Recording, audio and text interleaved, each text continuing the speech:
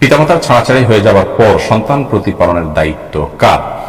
পিতামাতার সাথে যদি বিচ্ছেদ হয়ে যায় একে অন্যের সাথে বা একে অন্যের থেকে, তাহলে সেক্ষেত্রে সন্তানের প্রতিপালনের আর্থিক দায় দায়িত্ব সর্বাবস্থায় বাবার উপরে থাকবে।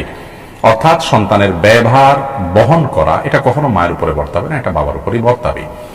আর বিচ্ছেদের পর সন্তানের প্রতিপালনের যে দায়িত্ব, সন্তান যদি একেবারে ছোট হয়, শিশু হয়, তাহলে সেক্ষেত্রে ছেলের ক্ষেত্রে বয়স 7 হলে মেয়ের ক্ষেত্রে বয়স 9 পর্যন্ত, ছেলের ক্ষেত্রে 7 পর্যন্ত এবং মেয়ের ক্ষেত্রে 9 পর্যন্ত, এই বছরগুলো পর্যন্ত মা তার লালন পালনের দায় দায়িত্ব বহন করবেন, খরচ যোগাবেন বাবা।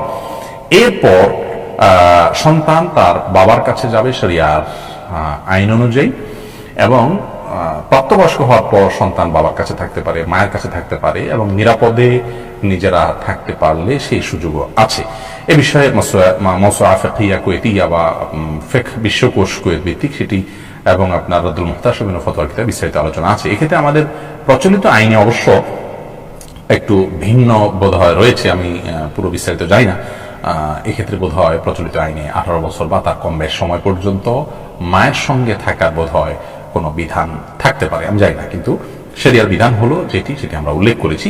আর্থিক দায় দায়িত্ব সর্বাবস্থায় বাবার উপরে যায়, কিন্তু শিশু থাকাকালীন লালন পালনের দায়িত্ব মায়ের উপর থাকে।